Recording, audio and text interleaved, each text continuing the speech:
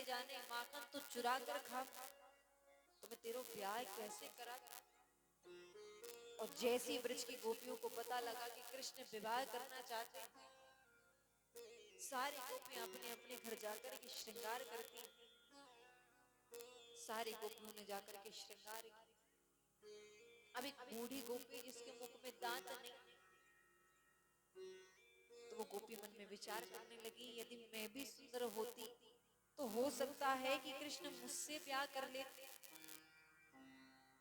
सारी गोपियां जा जा करके अपना श्रृंगार कर रही, स्वयं को सजा रही।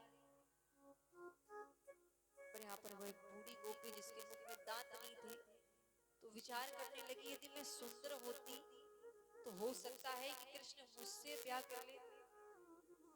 अब सारी गोपियां जो श्रृंगार करके आई तो भगवान के सामने बैठ गई, मुख पर पल्लू डाल लिया। तो वहां पर वह बूढ़ी गोपी भी बैठे। अब भगवान हर गोपी के पास जाकर के मुख देख रहे हैं, मैया मैं या गोपी से नहीं, मैं या से ब्याह करूं। मैया मैं या गोपी से नहीं, मैं या गोपी से ब्याह करूं। और भाग करके तुरंत उस गोपी की गोद में बैठ गए। इस गोपी के मुख में दांत नहीं। गोपी को पल्लू उठाए और कहने लगे, भगवान मैया मैं या गोपी से ब्याह करूं। अब सारी गोपियां बोली, लाला मैं तो इतनी सुंदर श्रृंगार करके आई, तो तूने मुझ को मना कर दी ब्याह करने से। और या गोपी जाकर मुख में दांत भी नहीं है, तो या से ब्याह करूं। भगवान बोले, गोपियां तुम सभी बनावटी मन बनाकर आई, बनावटी श्रृंगार करके आई हो, खुद को सजा कर आई। पर देख या गोपी को, या गोपी ना तो श्रृंगार करके आई है ना सज कर आई है। तो या गोपी यदि तन से सुंदर नहीं है, तो या गोपी को मन सुंदर है। तो मैया मैं ब्याह करूंगा तो या गोपी के साथ। गोपी प्रसन्न हो गई, आंखों में आंसू आ गए। बोली, प्रभु मैंने केवल विचार किया था कि यदि मैं सुंदर होती, श्रृंगार कर पाती, तो लाला मेरे से ब्याह कर। पर आज तूने मेरी उस कामना को भी पूर्ण कर। कहते हैं कि भगवान कभी ये नहीं देखते कि हम कितने सुंदर हैं, कि हमारे पास कितना धन है, हमारे पास कितनी संपत्ति है। भगवान तो केवल व्यक्ति के मन को देखते हैं कि जिस प्रकार मन सुंदर होगा, उसी प्रकार भगवान की प्राप्ति होगी। गोपियों के ऊपर भगवान ने कृपा की। अब ब्रज में माखन चुराने गए तो एक प्रभाताई नाम की गोपी ने भगवान को पकड़ लिया, मुख पर माखन लगाई दियो, आज मैं तुझे इसी प्रकार यशोदा के पास लेकर जाऊंगा। अब भगवान को खींचते हुए जा रही हैं, तो भगवान बोले, देख गोपी, या ब्रजवासी का सोचेंगे कि नंदराय को छोरो कितनो बदनाम है। तुम वो खींचते हुए ले जा रही है, सभी मेरे बारे में क्या सोचेंगे। तो मेरे मुख को अपने पल्लू से ढक लिया। अब पल्लू से ढक लिया। अब बोले, गोपी तू मेरे हाथ को इतने जोर से पकड़े कि मेरे दूसरों हाथ दुखने लगो है। प्रभात आई ने वो हाथ छोड़ा, दूसरा हाथ पकड़। अब नंद भवन में पहुंची, आवाज लगाई, यशोदा। यशोदा मैया बोली, गोपी क्या बात है, इतनी क्रोधित काहे को होती है। बोले, देख तू कहती है कि तेरे लाला माखन ना चुराता, तो आज मैं तेरे लाला को रंगे हाथों पकड़ कर लाई। बोले, ताई पल्लू हटाकर तो बताओ कि तुम किसको लेकर आई। और जैसे पल्लू हटाया कि पल्लू के पीछे प्रभात ताई के पति छिपे रहते हैं। भगवान पीछे से भाग कर आए, बोले, कहो ताई बड़ी आई थी मुझे पकड़वाने वाली। ताई बोली, अब तू लाला जहां भी मिलेगा मैं तेरी बातों में नहीं आऊंगी। छोड़कर चली गई। अब मैया बोली, लाला मैं तुझे देख रही हूँ तो ब्रज की हर एक गोपी को परेशान करे, रोज नए नए उलाहना लेकर आती हैं कि तेरे लाला ने या क्यों, तेरे लाला ने या क्यों। मैं कब तक तुझको समझाऊं। नाराज होकर की पूजा कक्ष के बाहर बैठे। अब नंद बाबा ने स्नान किया, पूजा घर में पहुंचे। तो जैसे पूजा घर में पहुंचे, भगवान जाने लगे तो नंद बाबा बोले, देख लाला, तू पूजा घर में मत आई हो, अभी तूने स्नान नहीं की तो द्वार पर ही बैठ। अब द्वार पर बैठ करके देख रहे हैं किस प्रकार नंद बाबा ने सालिग्राम भगवान को जल में स्नान कराया, दूध में स्नान कराया, माखन मिश्री में स्नान कराया, शहद में स्नान कराया और फूल माला चढ़ा करके नेत्रों को बंद करके भगवान का ध्यान करने लगे। अब सोचने लगे भगवान कि यार रोज माखन मिश्री में स्नान करवे तो या बड़े मीठे हो गए हो। जैसे नंद बाबा ने नेत्रों को बंद किया तो भगवान पूजा कक्ष में पहुंचे और तुरंत सालिग्राम को सिंहासन से उठायो और अपने मुख में रख ली। पपोरने लगी। अब देखा नंद बाबा ने नेत्र खोलकर देखा तो सिंहासन पर सालिग्राम पुष्प हटा करके फूल माला हटाकर देखने लगी और जैसी बगल में देखा तो भगवान मुख फुला करके बैठे हुए, मुंह फुला करके बैठे हुए। बोली लाला, मैंने तो को मना करी थी कि पूजा घर में मत आइयो, तू फिर भी आयो। अब भगवान जब कुछ ना बोले लाला तेरा मुख खुला हुआ है, या तो बता कि तेरे मुख में क्या है। अब भगवान जब कुछ नहीं बोले और जोर से जब पीठ पर झटका दिया कि सालिग्राम भगवान तुरंत बाहर आए। और जैसे सालिग्राम भगवान बाहर आए तो नंद बाबा बोले लाला यह बात तो मानी कि तुम माखन चुरावे, मिश्री चुरावे, पर आज तो तूने हद कर दी, तू भगवान को ही खा गया। बोले बाबा यार रोज माखन मिश्री में स्नान करवे, शहद में स्नान करवे, तो मैंने सोची कि स्नान करते करते बड़े मीठे हो गए होंगे। या किताई मैया बाबा मैंने आपको मुख में धर ली, तुरंत स्नान कराया, गंगा जल में स्नान करा रहे हैं। हे प्रभु क्षमा कर दो, बालक है कुछ जानता नहीं। अब भगवान कह रहे हैं मैंने खुद को मुख में रख लियो, भगवान या बाबा मुझसे क्षमा मांगे जा, मेरे लिए मुझसे क्षमा मांगे जा। जिस प्रकार भगवान ब्रज में ये नटखट लीलाएं करते, ब्रज में माखन चुराते और माखन के साथ साथ ब्रज की सारी माखन की मटकियों को फोड़ दो। और जिस दिन भगवान माखन चुराने नहीं जाते उस दिन वह ब्रज की गोपियां अपने द्वार पर ही माखन की मटकियों को रखती हैं कि जैसे कृष्ण प्रातः काल उठेगो, जैसे मेरे द्वार पर माखन की मटकी को देखेगो तो तुरंत भाग कर चलो आए। तो ऐसा नहीं कि वह गोपियां भगवान को सजा देती हैं कि तूने माखन चुराया तो को नृत्य करना पड़ेगा, तो कोई यशोदा से शिकायत करने जाऊं। जिस दिन भगवान माखन चुराने नहीं जाते उस दिन वह गोपियां यशोदा मैया के पास उलाहना लेकर जाती। यशोदा मैं समझ गई तूने ही लाला को मना करी है कि मेरे घर पर माखन चुराने मत आई। यशोदा लाला केवल तेरे पुत्र नाए, लाला से तो हम सभी के प्राण जुड़े हैं। तो इस प्रकार भगवान ब्रज में ये छोटी छोटी लीलाएं करते हैं। अब एक दिन भगवान प्रातः काल कहने लगे मैया मैं तनो बड़ो हो गयो, मेरे जितने भी सखा हैं सभी गायों को चराने जाते हैं, तो मैया मैं भी जाऊं।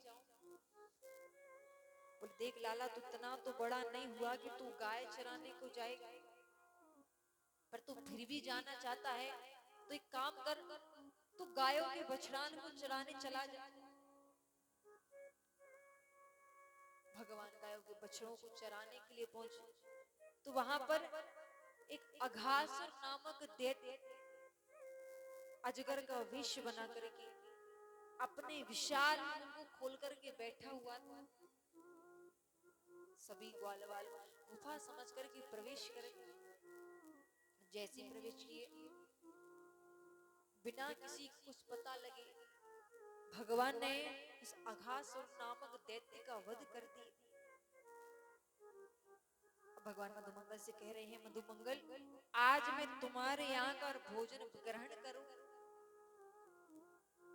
मधुमंगल प्रसन्न हुई, भाग करके घर पर आकर बोले, मैया आज लाला हमारे घर का भोजन करना चाहता है। तो बोले, देखो इस समय तो घर पर कुछ भी नहीं है, मैं तुम्हें क्या दे, लेकिन कल की बासी कड़ी रखी है, यदि तुम चाहो तो ये बासी कड़ी कृष्ण को खिला दो। अब बिना मन से लेकर आ रहे थे तो देखा कि कृष्ण को सभी ग्वाल बाल अलग अलग प्रकार के भोजन पवा रहे, अलग अलग प्रकार के व्यंजन पवा रहे हैं। मधुमंगल सोचने लगी कि भला कृष्ण मेरा भोजन क्या पाएंगे, मेरा भोजन क्या ग्रहण करें। तो मधुमंगल उस बासी कड़ी को स्वयं पी गई, और जैसी स्वयं ने पी भगवान के पास पहुंचे। भगवान बोले, मधुमंगल बताओ तुम क्या लेकर आए। बोले, रे लाला क्या बताएं, मैया ने इतना स्वादिष्ट भोजन बनाया कि मुझसे रहा नहीं गया, तो मैंने सारे भोजन को स्वयं ग्रहण कर लिया। और कहते हैं कि मधुमंगल ने जब उस कड़ी को पिया तो मधुमंगल के मुख पर कड़ी लगी रह गई थी। तो जैसे भगवान ने मधुमंगल के मुख पर लगी हुई कड़ी को देख तुरंत अपनी जिह्वा से चाटने लगे और बोले, मधुमंगल अरे जो स्वाद तो मुझे आज 56 प्रकार के भोजन में नहीं मिला, वही स्वाद मुझे तुम्हारी से बासी कड़ी में मिल गए। मधुमंगल के नेत्रों में आंसू आ गए। बोले, कन्हैया मैं नहीं जानता था कि तू इतना दयालु है। मैं तो सोच रहा था कि तू अलग अलग प्रकार के भोजन पा रहा है, तो भला मेरी से बासी कड़ी को क्या पाएगा। बोले, मधुमंगल यदि मन में भाव नहीं है तो चाहे मुझे 56 प्रकार के भोग लगा दो, किसी भी प्रकार से भजन, पर जहां पर भाव नहीं वहां पर कभी मैं प्रवेश नहीं करता। अरे भाव के बिना तो भगवान ने दुर्योधन के भी 56 प्रकार के भोजन त्याग दिए थे। अब विदुरानी की आंख के पर विदुरानी के हाथ से केले के छिलकों का प्रसाद ग्रहण किया था। कहते हैं भाव के भूखे हैं भगवान, भाव ही एक सार है, और भाव से जो मुझे भजता है सो भव से बेड़ा पार है। कि बिन भाव के कुछ भी नहीं।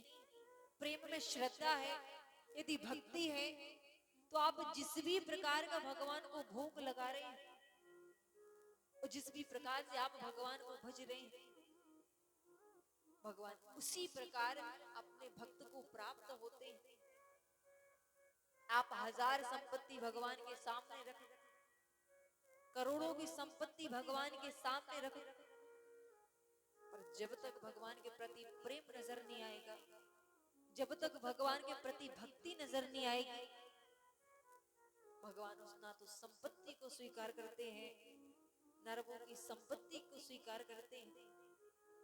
पर जहां पर प्रेम हो तो भगवान ना तो ये देखते हैं कि दिन में 10 बार स्नान किया कि नहीं, किस जाति के हो, तुम क्या करते हो, धन है कि नहीं, संपत्ति है कि नहीं, पदवी है कि नहीं। बस जहां प्रेम होता है वहां भगवान स्वयं दौड़े चले जाते हैं। मधुमंगल के मुख पर लगी हुई कड़ी को भगवान ने स्वयं चाटा, मधुमंगल के ऊपर अपनी कृपा। अब भगवान एक दिन जब यशोदा मैया भगवान का श्रृंगार कर रही थी, तो वह सारा श्रृंगार भगवान का गोपी देख रही थी। भगवान यशोदा मैया की गोद में बैठे बैठे जब नृत्य करने लगे, नाचने लगे, नाचते पर गोपी देख रही है कि लाला के पैरों में जो पैजनियां बंधी है ये कितनी सुंदर है। पर कहते हैं कि भगवान का स्वरूप, भगवान का सौंदर्य इतना सुंदर है कि कलयुग का भक्त जब एक बार भगवान को देख लेता है उसके बाद वापस नहीं लौट। और भगवान ऐसे हैं कि जो भी भक्त जिस भी प्रकार से भगवान को देखता है भगवान उसी प्रकार से उस भक्त को प्राप्त होते हैं। वृंदावन में आपने राधा रमण के दर्शन तो जरूर किए हों। तो जो राधा रमण है वो कोई और नहीं, साक्षात शालिग्राम भगवान ही है। बोले वृंदावन के एक संत थे जो शालिग्राम भगवान को लेकर आए और नित्य प्रति शालिग्राम भगवान की पूजा करते थे। अब शालिग्राम भगवान के हाथ पैर तो थे नहीं, मुख तो था नहीं, तो केवल उस छोटी सी बटरिया के द्वारा ही वह संत भगवान का पूजन करते। एक दिन कहीं से चल करके व्यापारी आए तो वह व्यापारी हर मंदिर में जाकर के भगवान के वस्त्रों को दे रहे, और जैसे हर मंदिर में वस्त्रों को दे रहे थे तो जैसे चैतन्य दास जी महाराज के पास वह व्यापारी पहुंचे, वस्त्र दिए, और जैसे वस्त्रों को देखा कि चैतन्य दास जी महाराज रोने लगे। रोते रोते बोले यदि हमारे प्रभु के भी हमारे शालिग्राम भगवान के हाथ पैर मुख होता, यदि हमारे शालिग्राम भगवान के हाथ पैर मुख होता तो हम भी ये वस्त्र अपने भगवान को पहना, हम भी अपने भगवान का सुंदर श्रृंगार कर। और जैसे विचार करने लगे रोते रोते वस्त्रों को भगवान के ऊपर उड़ा दिया, सारे वस्त्रों को भगवान के ऊपर उड़ा करके एक टोकरी से भगवान को ढक दिया। और जैसे भगवान को ढका, अब प्रातः काल चैतन्य दास जी महाराज ने जैसी वह टोकरी को उठाया कि वह शालिग्राम भगवान साक्षात राधा रमण की मूर्ति में समाहित हो, राधा रमण की मूर्ति में प्रकट हो। तो जो राधा रमण की मूर्ति है वो ना तो कहीं से लाई गई, ना किसी कारीगर द्वारा बनाई गई है, ये तो राधा रमण के भाव थे, चैतन्य दास जी महाराज के भाव थे, जिसके कारण साक्षात शालिग्राम भगवान को राधा रमण के रूप में प्रकट होना पड़ा। सुंदर श्रृंगार की वह गोपी जैसी भगवान को देख रही है तो मुस्कुरा रही है कि भगवान के नेत्र कितने सुंदर हैं, भगवान कितने सुंदर हैं। और भगवान को देखते देखते वह गोपी कहने लगी किसने सजा